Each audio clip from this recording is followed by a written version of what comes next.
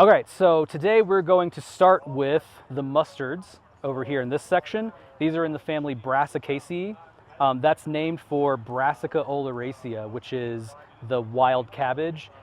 You'll know it because, whether you know it or not, because it is responsible for broccoli, cauliflower, kale, cabbage, Brussels sprouts, etc. We kind of pulled a wolf to thousands of breeds of dogs situation and selectively bred these guys to make half the grocery store. So there are some other economically important things in that family too, like canola oil, but we're going to talk about a few of the ones that have become invasive weeds here in the basin today. So we're going to start, the final thing I'll say, it's sometimes also referred to as cruciferae, and that's in reference to the fact that Latin crux means cross, think like crucifixion, and it has to do with the fact that all of these species are going to have 4 petaled flowers. So their flowers will just have those 4 petals directly across from each other in a cross or X shape, depending on how you look at it. And they'll all have that. It's not the only family that has 4 petaled flowers, so you'll find some other ones. But if you're out in the field with a plant you don't know and you notice that trait, Brassicaceae is certainly a good place to start to see if you can figure out what that plant is. So we'll start on this side over here with our perennial pepperweed, also called tall pepperweed or tall white top. This is Lepidium latifolium. I'll mention the fact in its common name that it's perennial. It comes multiple years, and you can see if you look at these root systems, you'll see they can get pretty beefy. So these are going to have multiple years of growth. They can become quite woody, and they grow not only down into the soil, but also across the soil as well. So you end up with a really large network of roots that'll send up new shoots in a lot of different places, as well as the fact that in addition to all of these mustards, each plant will make thousands of seeds. They're very tiny and they make a lot of them, so you have a problem with seed bank as well. So with this guy, the biggest issue is that it will crowd out a lot of our natives, and that's why it's such a problem. With this root system comes the fact that you can't really pull this or mechanically treat it. Even if you could, I mean, in theory, if you could make sure you got all of the root, you probably could do that. But unless you're catching it in the first or second year after it's growing, you're probably not going to be able to do that. You're probably going to break the root. And even if you leave a little piece of root in the ground that's even just 1 inch long, it'll resprout and start the process all over again. So we tend to not try and dig this one up because it tends to make the problem worse. So realistically, herbicide is the best option for this. We use chlorsulfuron or Telar, but a lot of the other herbicides will work on it as well. The other nefarious problem with this one, though, is that especially here in the basin, it tends to really like wet habitats. So it'll grow in riparian areas, in meadows that are kind of perennially wet or seasonally wet. So then you have to worry about whether or not you can spray the herbicide because of the moisture problem. So we talked earlier inside about a potential project where we were doing the dip and clip method, which is a way to kind of handle that by taking something like some clippers or some sort of cutting implement and dipping it into the herbicide and then cutting them off at the base so that that herbicide covers that cut surface and gets into the plant that way, and you don't have to worry about the spread that comes with broadcast spraying getting into the water and into the environment. We started that last year because it was a very wet year last year and we were running into the problem with a lot of wet places. So I don't have a great answer about whether it works really well, but I will say I went out there to try and grab a few. These came from obviously lower down in elevation, which is why they're much further along. But I did go out and grab a few that are becoming a little crispy now, but the basil leaves were popping up. And I went to some places that had probably like 300 or so that I treated, and I really only found 5 basils sprouting. I don't know if that's just a timing thing, but maybe it's a good sign. So watch this space. I mentioned that it's called tall pepperweed. It will get about 5 feet tall when it flowers, sometimes even taller if the conditions are right. And those flowers will be like a really nice cluster of vibrant white, pretty showy flowers. So, and because they're tall, it's really easy to see on the landscape. So you don't really have to worry about catching it once it starts flowering. Before it bolts though, it can be kind of hard to see. But once it flowers, you really got to move fast because like a lot of the mustards, they'll go from flower to fruit pretty quickly. And they'll also kind of be staggered. So even if most of them are in flower, some might already be in fruit, and you got to have to worry about whether or not they're about to go to seed. Any questions about Lepidium latifolium before I move on to the next section? Any thoughts? Are a lot of these being found in the So this Lepidium latifolium is relatively common, I guess, for our weeds. It's certainly not the most common, but we do have probably 30 or 40 occurrences of it around the basin that we keep track of. A couple of them we're able to spray, but a lot of them do grow in wet areas, and which is why we're trying to think of alternate ways to deal with it. But yeah, this one's probably the more common of the ones that I'm going to talk about, at least from this section. So now I'll go over to the Lepidiums that I'm going to bunch like 3 of them together because honestly they're very hard to tell apart when they're vegetative, and you have to essentially wait for them to fruit. But the mechanisms by which we treat them, the management options, are pretty much the same for these guys. So they still have a pretty intense root system. They're perennials. They're going to go deep. They're going to go wide. They're going to spread. They're going to be rhizomatous. And so because of that, same thing. We don't want to pull them mechanically because we don't want to exacerbate the problem. And we also don't want to leave behind those like root fragments. So therefore, these would be sprayed as well. One saving grace is that these do tend to grow in slightly drier habitats, so herbicide is often a slightly better option for them. But none of these are particularly common on the basin. I think we have maybe 2 to 3 occurrences each of the 2 that are on our list. And then we have a third one that I'm throwing in here just because it's a lookalike. It doesn't grow, as far as we know, on the basin, but with things that look so similar to each other, you never really know if it's a cryptic one that's hiding out. Management-wise, it doesn't necessarily matter, but botanically it's nice to know what sort of species we have going on around here. So you can also see that there's a pretty big difference in how big they will get. This one is one that I found on the side of the road growing essentially just in gravel with no moisture. And so they'll stay pretty dinky because there's not a lot of resources in the environment for it. These in particular are still in flowering stage. They haven't fruited, so I don't actually know which species this is, but I'm pretty sure I got the same population that I found last year. So I think this one is our Lepidium apellianum, which I'll explain in a little bit. But if you get good nutrients and good water, you can get them to be significantly larger. This one is probably a different species though. So the 3, I'll start off first with how you separate it from Lepidium latifolium. This one over here will have leaves that have a distinct petiole. So if you were to look at this, you would see that the petiole is basically the little stem that connects the leaf blade to the main stem. These have a very distinct, obvious petiole. These guys over here, they're sessile, so they're attached to the stem, and they also have lobes that wrap around the stem, so they basically look like they're hugging the plant. That's kind of your first way to tell them apart. Also, these are going to be hairier. They're covered in hairs on the stems and on the leaves, and oftentimes on the inflorescence. And the reason that the common name for this group is some variety of hoary cress is because those small white hairs kind of give it a whitish cast from a distance. And so it kind of looks like hoarfrost, which is where that comes from. Nothing to do with actual frost necessarily, just the look of it from afar. So the 3 species really can only be told apart by their fruit. So I'll go through the 3 options. We have Lepidium draba, which is usually the one that we commonly call hoary cress. Sometimes you'll hear it be called heart pod hoary cress, and it's because the fruit on this one has a notch at the bottom and is a little more pointed at the top, and so it looks like a heart in theory. The old genus name for this was Cardaria, and that's because of the heart shape, kind of like cardiac. So that's Lepidium draba. We also have Lepidium apellianum. This one is sometimes called hairy white top, or in reference to the fruit, globe pod hoary cress, and it's because the fruit on this guy are going to be more orb shaped. They're round and spherical and inflated, and they also tend to be hairy, hence the hairy white top. And then the last one, which is the one that doesn't necessarily, that we know of, occur on the basin, but is nearby, is Lepidium halepense. That's what I think this guy is right here. It's sometimes called lens pod hoary cress.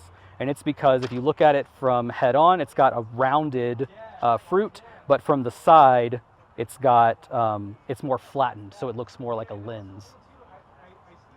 So, and you can see this is actually just from Flora of North America that kind of shows the fruit varieties in the genus Lepidium. They're all kind of variations on a theme. It's kind of cool. But yeah, so like I said, those are treated essentially the same way. We've got a few of them around, potentially some other ones. But yeah, any questions about those guys before we move on to the last one in our Brassicaceae family. Okay. What was the last Oh. one? Sorry. In terms of its, What was the last lepidium? it was Halepensi or Chalapensi. It's spelled with a CH. Oh, crazy. Yeah, I can show you the spelling if you'd like it. Oh, no, don't worry about it. Okay. I'll just spell it wrong. Yeah, Google will probably get you in the right spot. But yeah, and that one's sometimes, like I said, called Lynn's pod hoary cress.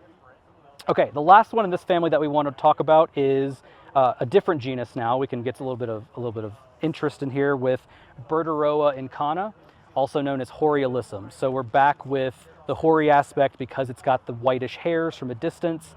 This one, if you were to touch it, it's got a rougher texture to it because it has stiffer hairs, and also compared to the other ones, those hairs are branched. So if you were to look at it under a scope or a lens, you would see they look like little starbursts almost rather than just a single hair.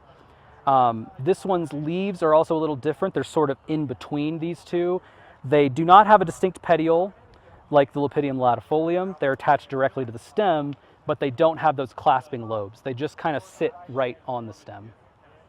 They also tend to be a lot smaller, and that's because they're an annual, rarely a biennial. So these are going to only be around for that 1 year. They don't get very big, but when they do flower, you'll see they have a pretty tight cluster of flowers at the top. I went to go collect some of these, but it's still a little early here in the basin, and luckily we don't have a lot of occurrences of it, so we don't really have a lot of options for it. If you were to look at the inflorescence, it's going to trick you because I just mentioned earlier about the 4-petaled flowers that make the cross shape. This one's a little weird because each of those petals is actually split in 2 and it's lobed. So if you were to look like at cursory glance, it might look like it's 8 petals and you might think that's not in Brassicaceae, but it is. And if you look closely, you'll be able to tell that each petal is its own thing, just kind of split in half. Do what? Are there native alyssums? There are not on the basin. I don't know if there are native ones in the US. I know for sure, obviously this one is from Europe, so in that area there's going to be a lot more of them, but I don't know if we have a related one here. So yeah, the flower's actually pretty. It's kind of, which I always hate when a weed actually looks pretty nice. But yeah, they luckily, like I said earlier, they're annuals, and so we do mechanically treat these, so we pull them, and we don't have to worry about the whole herbicide aspect to them, which is useful because they often will grow intermixed with a lot of natives and also near water. The one location that we have on the basin is over in Blackwood Creek, which we talked about earlier. When we found that population, you know, who knows how long it was there, so it probably has a really decent seed bank there. We go every year to treat those and pull them. Numbers say that we are making a difference. It's going down every year, so that's a good sign. So hopefully we can finally exhaust that seed bank at some point. So I think that's all I got to say about that one. Any other questions about the mustard family as a whole? Okay. One thing that came up in the earlier section is that you can't eat Lepidium latifolium. I heard it's a little bitter, so you have to boil it a couple of times, but you know, if you're interested in eating the weeds, and all of these, the pepperweed namesake comes from the fact that a lot of the fruits of them are spicy when you eat them, so even the native ones kind of fall in that same category as well. Is there any like nutritional benefit at all besides fiber? I mean, there's probably some nutrients in there. I couldn't tell you what the breakdown would be for something like that, but you know, it's in the family that gives us broccoli and cauliflower and stuff, so it's probably pretty good. All right, so now let's switch gears and we'll move over to this section of the table. I think my plants are sort of holding on in the bright sunlight. And so this one is the family Rosaceae, or the rose family. So if you look at the flowers, I like to think that these guys are like the classic flower from like kindergarten when you first learned to draw one. They have 5 petals. You just kind of like drew the little squirrel and then put a circle in the middle. That's what these kind of look like to me. So if you see that kind of flower and it's bright yellow like this, that's actually going to be our native species. So this is Potentilla gracilis, or the slender cinquefoil. Cinquefoil is in reference to the fact that the leaves have 5 leaflets, so they kind of look like a hand. Although if you actually take the time to count them, the ones in the West oftentimes trick you and have 7 or more, and then there are also some that have 3. But the common name still stands. And then we have the non-native one, which is our Potentilla recta, or the sulphur cinquefoil. I couldn't find a sample that had flowers So you'll have to trust me on this one that the flowers are still yellow, but they are a very pale yellow. They're kind of like almost sun bleached, a whitish yellow. So if you have the flowers available in both, you should be able to tell them apart based purely on color, but obviously they're not always going to be flowering. So the next way that I don't think is the best, only because it worked really well when I picked them this morning, but I feel like as time has gone on, it doesn't work as well, is that if you compare the color of the surface of a leaflet to the color of the undersurface, you'll see that it's a pretty stark difference. A dark green versus an almost silvery whitish green. That's the native. Whereas on the non-native, if you were to compare the underside to this other surface, they're more closely just green. Now that they've been sitting out for a while, I feel like there's not that big of a difference, but some people think that there are, and when they're fresh, I thought they looked kind of different this morning. So it's an option to use, but there's a better one, which I'll pass this around to show you, which is that if you look at the stems and hold them up to the light, you'll see that these stems are pretty hairy, but the hairs are pretty short and they're oppressed to the stem. So they kind of don't stick out very much. I'll hold it still so we can get a good shot of it. All right, so I'll pass that around if people want to take a look at it.